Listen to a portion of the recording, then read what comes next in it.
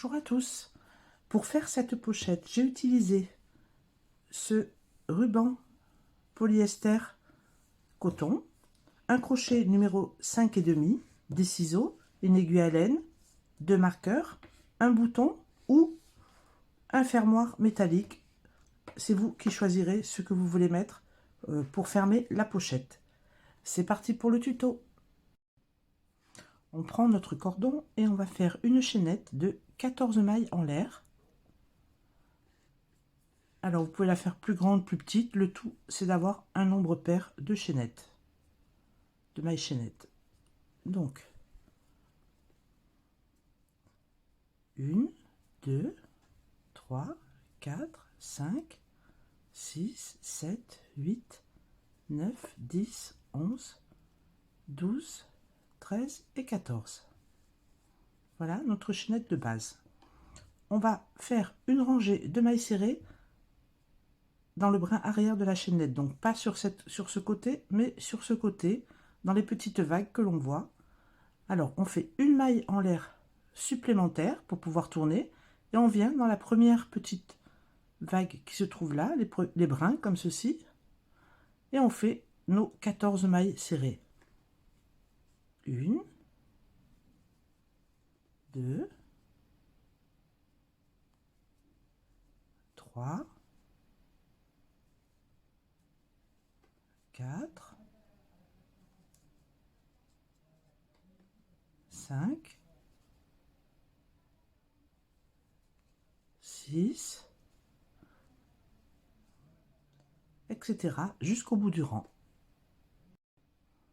Voilà, je finis mon premier rang de mailles serrées. On fait une maille en l'air, on tourne le travail et on va commencer le motif, le point fantaisie que l'on va utiliser jusqu'au bout de la pochette. Donc, dans la première maille, on va faire une maille serrée. On commencera toujours le rang et on finira toujours le rang par une maille serrée simple. Alors, une maille serrée normale. Dans les deux suivantes, on va faire 2 mailles serrées mais croisées. Alors, on passe une maille, on va dans celle d'après.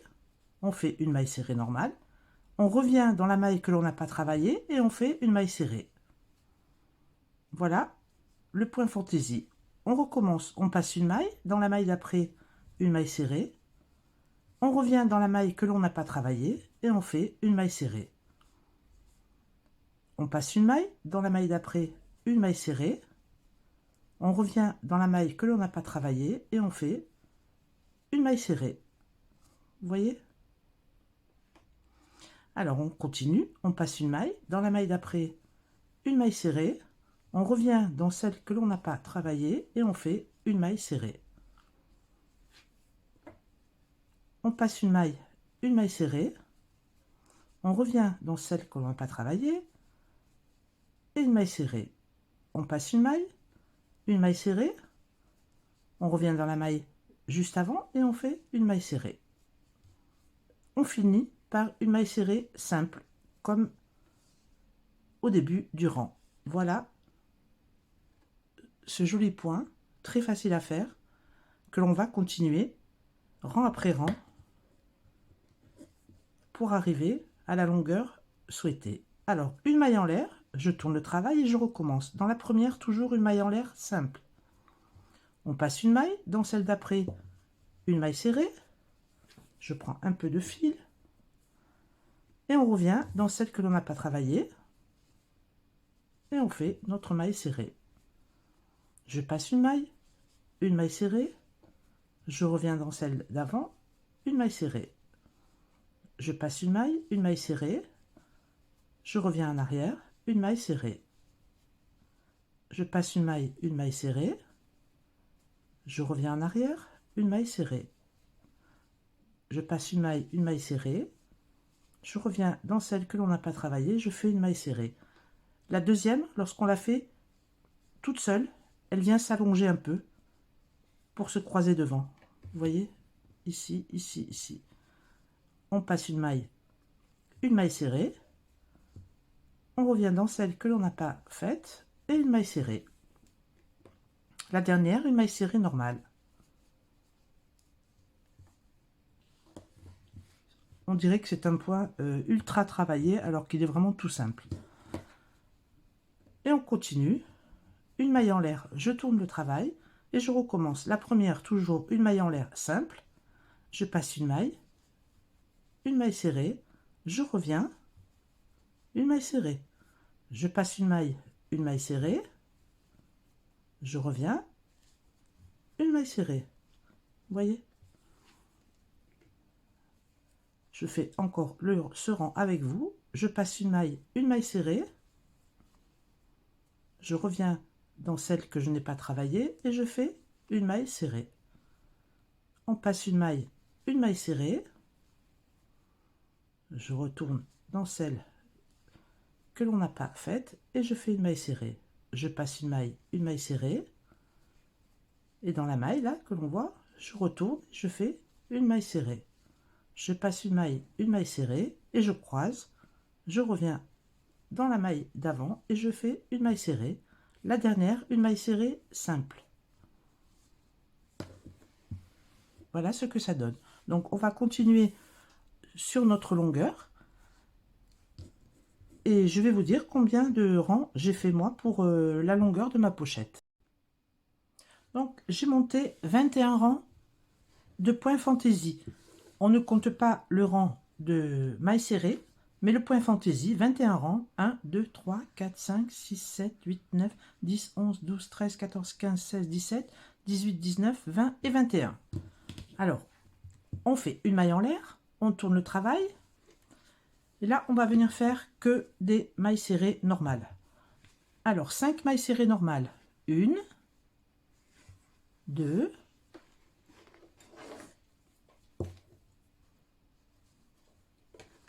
3, 4, 5. On fait 3 mailles en l'air, 1, 2 et 3. Et on vient passer, oups, mon travail est tombé, et on vient passer 4 mailles. On fait 3 mailles en l'air et on passe 4 mailles. 1, 2, 3, 4. Dans la cinquième, maille serrée. 1, 2, 3, 4 et 5. Donc 5 mailles serrées, 3 mailles en l'air et 5 mailles serrées. Une maille en l'air, je tourne le travail. Et je fais un rang de mailles serrées toutes simples pour terminer. Donc maille serrée, 2, 3, 4, 5. Sur les 3 mailles en l'air, on fait 3 mailles serrées. 1, 2, 3. Et les 5 dernières, une maille serrée sur chaque maille serrée. 1, 2, 3, 4. Et la dernière, 5. Voilà l'espace qui va nous servir à mettre ou le fermoir ou passer le bouton. Donc je coupe le fil.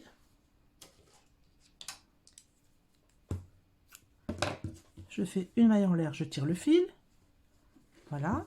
Et maintenant, il restera à plier notre morceau pour le transformer en petite pochette. Alors, je compte du côté où il y a le fil à gauche, vous mettez votre morceau avec le fil du départ à gauche. Le premier rang de mailles serrées, on ne le compte pas. On va compter 8 rangs de points fantaisie. 1, 2, 3, 4, 5, 6, 7, 8. Le 8e, ce sera la pliure. On le plie comme ceci. 1, 2, 3, 4, 5, 6, 7, 8. On va mettre un marqueur ici. Avec le début du rang. Et on fait pareil de l'autre côté. On prend le marqueur. On met le marqueur de ce côté et sur le début du rang.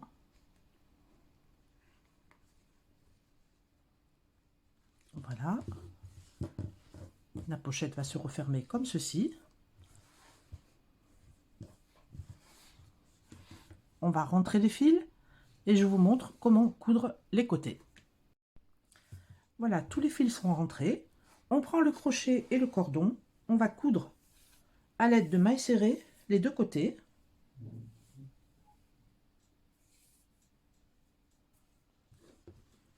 Je pique à l'endroit du marqueur, j'enlève le marqueur, je viens tirer une boucle, une maille en l'air, je plaque le fil contre le travail pour pouvoir le cacher en même temps. Je refais une maille serrée au même endroit, une maille serrée, et je vais faire des mailles serrées tout le long. Alors on plaque bien, vous voyez, les points les uns en face des autres. On fait une maille serrée sur ce point, une maille serrée entre les deux petites boules. Une ici, une ici, une ici, une ici. Donc la première comme ceci, ici et en face. Bon, si on y arrive, ici en face, voilà, une maille serrée. On va dans le creux, on fait une maille serrée, etc. jusqu'au bout. Des mailles serrées sur chaque rang.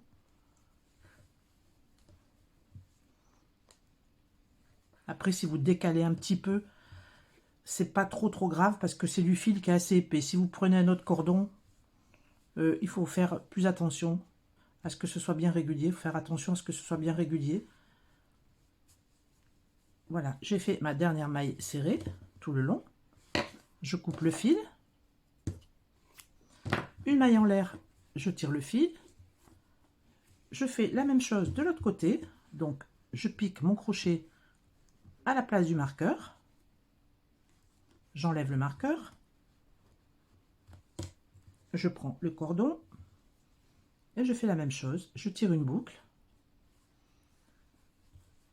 Je fais une maille en l'air. Et au même endroit, une maille serrée.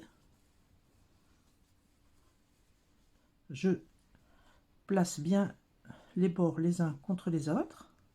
Et je continue à faire mes mailles serrées tout le long en prenant les deux morceaux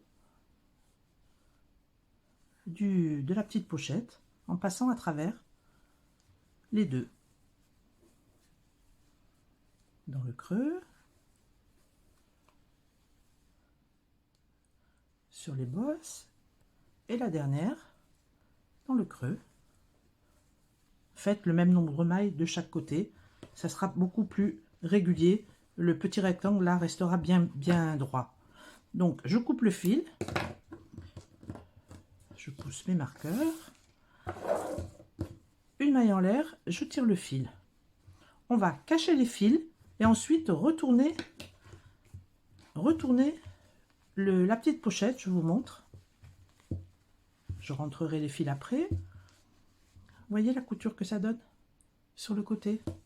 Bien propre, bien net. Alors on tire bien les angles. On l'arrange, on la tire pour qu'elle soit, voilà, bien rectangulaire. Vous pouvez bien sûr, une fois que vous l'avez mise à la dimension que vous souhaitez, voilà, bien à plat, vous pouvez passer un petit coup de pâte mouille à la vapeur ou à la vapeur, mais comme ça la fixera.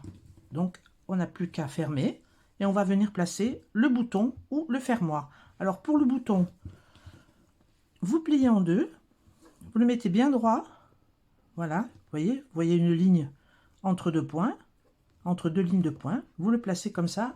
Vous pouvez placer par exemple votre aiguille à laine, comme ça, vous la rentrez de part en part et vous voyez où vous devez coudre le bouton. Pour placer le fermoir, on va placer la partie supérieure comme ceci. Alors, on dévisse de chaque côté, on va pincer de part et d'autre le travail, on fait rentrer un peu une maille et on la pince, et ensuite la même chose, on vient placer notre rabat et on voit où on doit placer le fermoir. Voilà, ici. Donc celui-ci, on rentre les deux parties métalliques. De l'autre côté, on vient placer, je ne sais pas si vous voyez bien, comme ceci. On vient placer la petite plaque. On rabat. Avec les doigts, on y arrive. Hein. On rabat comme ceci. Comme ceci. On vient bien pincer pour que ça tienne bien. Si vous voulez vous servir d'une pince, vous pouvez. Voilà le petit fermoir qui est placé. Maintenant, on va placer la partie supérieure du fermoir. Pour la partie supérieure du fermoir, je ne vais pas le visser avec les petites vis parce que c'est du gros fil et ça a du mal à se pincer. Je vais juste le coller. Donc, vous mettez votre fermoir à l'emplacement et avec un peu de colle, la colle de votre choix, mais je trouve que c'est très bien avec la colle chaude, donc avec le pistolet à colle. Vous mettez un point à droite, un point à gauche, un point dessus et un petit point dessous et vous placez votre fermoir, votre partie supérieure. Il n'est pas très sollicité, donc ça suffit largement comme façon de le fixer. Ensuite, vous n'avez plus qu'à fermer votre petite pochette. Donc le mieux, comme je vous dis, c'est de la passer à la vapeur pour la fixer bien droite. Et voilà votre petite pochette de terminée. Hop, on ouvre. Vous voyez? J'espère que mon tuto vous a plu. Si c'est le cas, n'hésitez pas à mettre un petit pouce en l'air et à vous abonner à ma chaîne. Je vous précise que vous pouvez partager vos créations sur ma page Facebook. Ça me fait toujours plaisir de voir vos réalisations d'après mes tutos. Donc n'hésitez surtout pas à partager vos créations, vos réalisations. Moi je vous dis à bientôt pour un nouveau tuto. Ciao ciao!